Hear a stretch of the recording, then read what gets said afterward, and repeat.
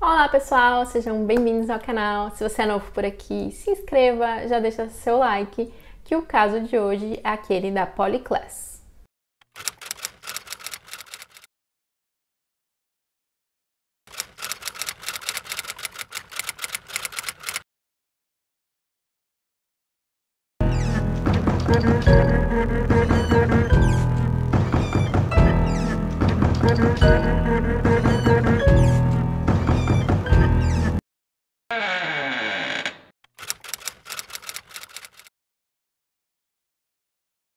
O caso de hoje ele aconteceu em 1993, na Califórnia, nos Estados Unidos. E a Polly, ela tinha 12 anos na época e ela tocava clarinete na banda da escola.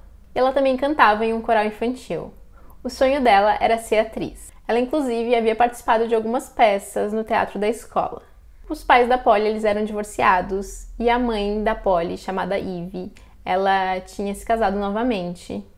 E ela teve uma outra filha desse outro casamento, ou seja, a Polly tinha uma irmã mais nova. Porém, esse casamento também acabou, então a mãe da Polly, ela se mudou com as duas filhas para a cidade de Petaluma. E lá a mãe dela trabalhava como gerente de uma loja de roupas. E a Polly, ela se adaptou facilmente a essa nova cidade e lá ela fez muitos amigos.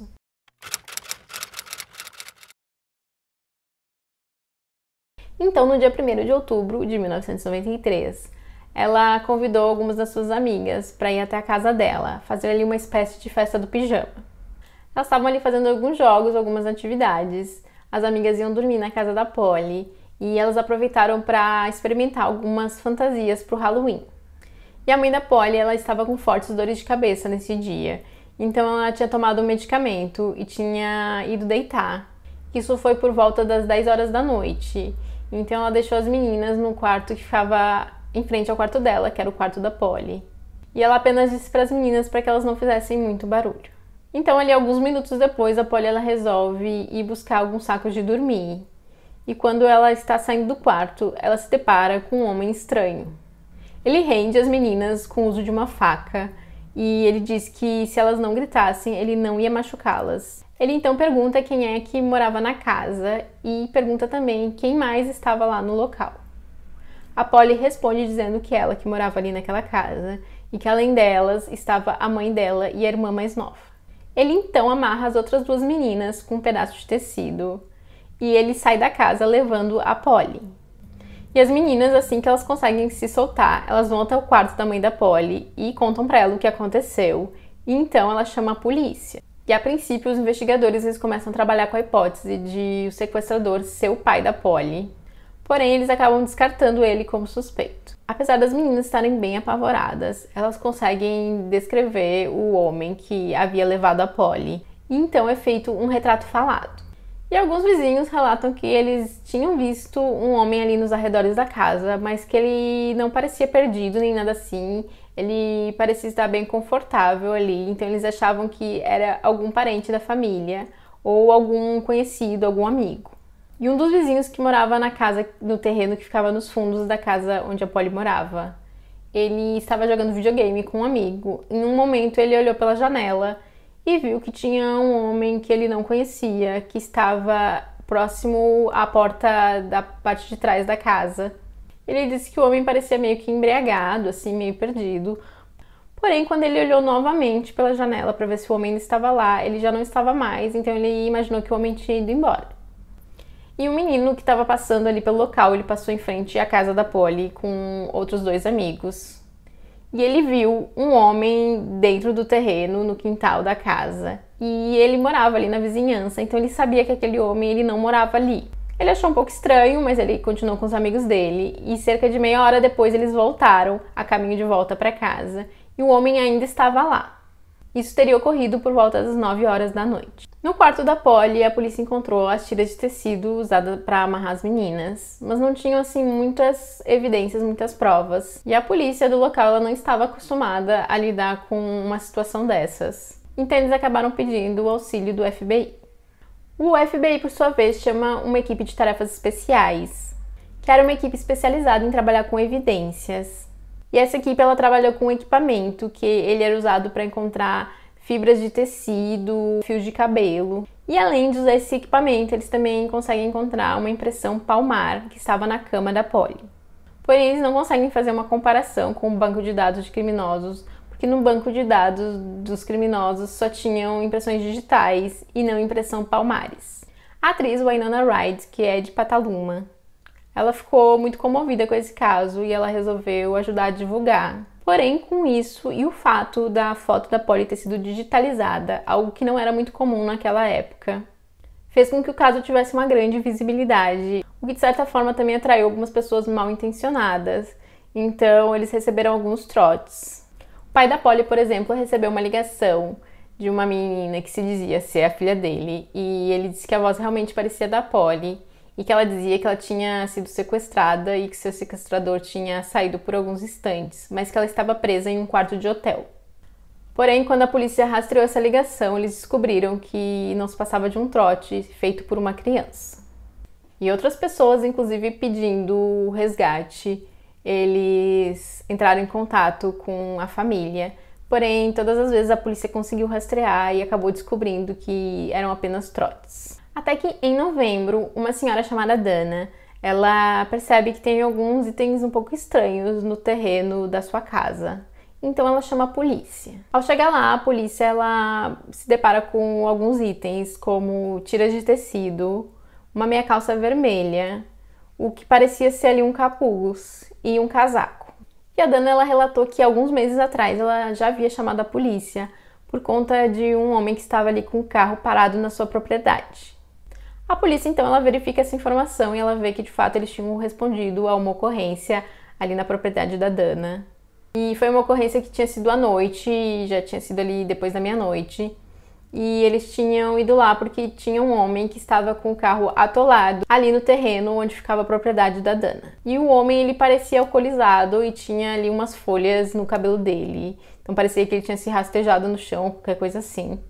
E ele tinha dito para os policiais que ele estava passando ali pela estrada e que ele não sabia que aquela parte ali fazia parte da propriedade, de uma propriedade privada, e que ele acabou ficando com o carro preso naquele local. Bom, eles então tinham pedido a identidade desse homem, verificaram a identidade dele e eles fizeram um teste para ver o nível alcoólico que ele estava. E como ele passou no teste, os policiais eles não puderam fazer muita coisa, eles simplesmente ajudaram a tirar o carro ali do local e o homem seguiu viagem.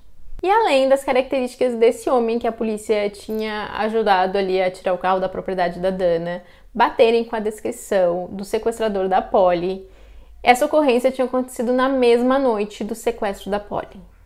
A polícia então começa a fazer buscas pelo local e vão à procura do homem que eles tinham abordado na tal ocorrência.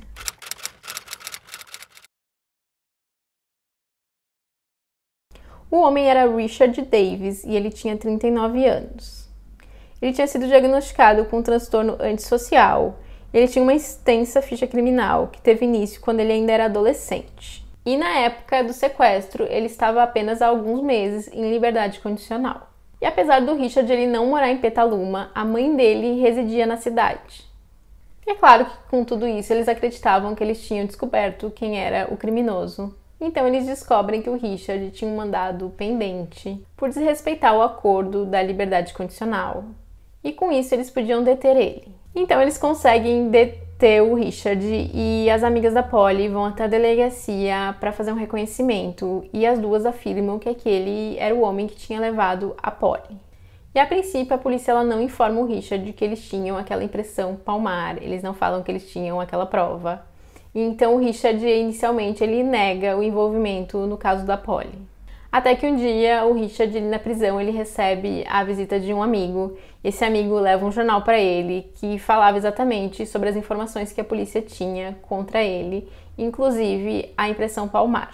Então o Richard ele acaba achando melhor ele contar para a polícia o que tinha acontecido e tentar fazer um acordo.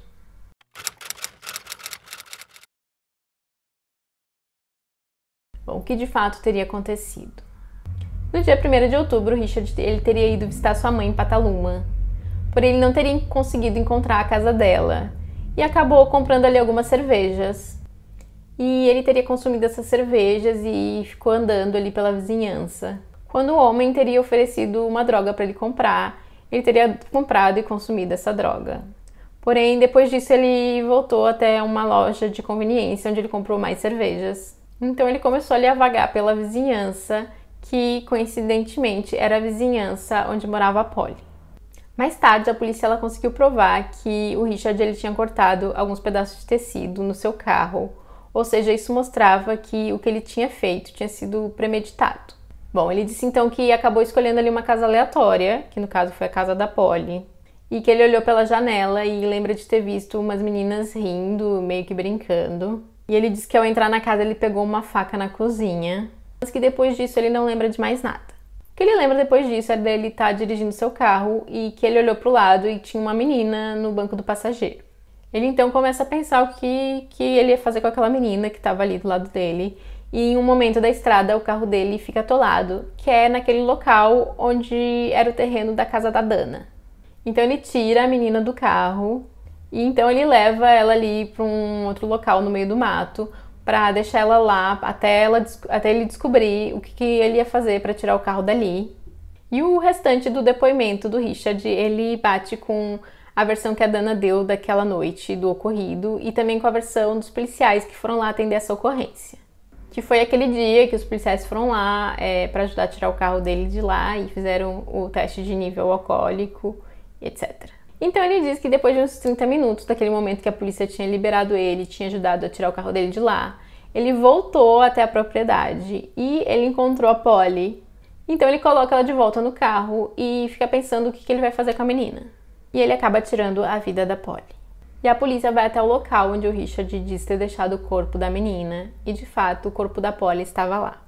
E o Richard ele vai a julgamento em 1996 e ele é considerado culpado de 10 acusações, incluindo o sequestro e por ter tirado a vida da Polly.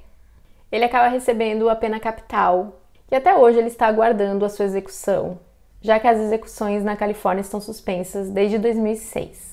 E segundo o relato do Richard, a Polly ela estava viva no momento em que a polícia abordou ele por ele estar lá no terreno da propriedade da Dana. O que é muito frustrante de pensar, porém a polícia ela acredita que isso não era verdade e que de qualquer forma os recursos que a polícia tinha naquela época eles não eram suficientes para ali naquele momento eles conseguirem verificar a ficha criminal do homem. Então eles só conseguiam ver ali as passagens por infrações de trânsito, que foi o que eles verificaram naquele momento. E por conta do estado de decomposição que o corpo da Polly estava, não foi possível verificar se ela havia sofrido o abuso.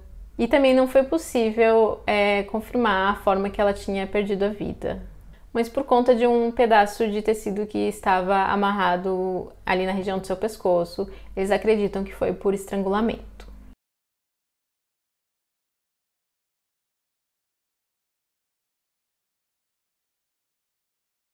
E então esse foi o caso de hoje. Eu espero que vocês tenham gostado do vídeo.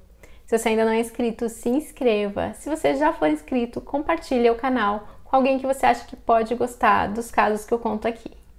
E é isso, até o próximo vídeo.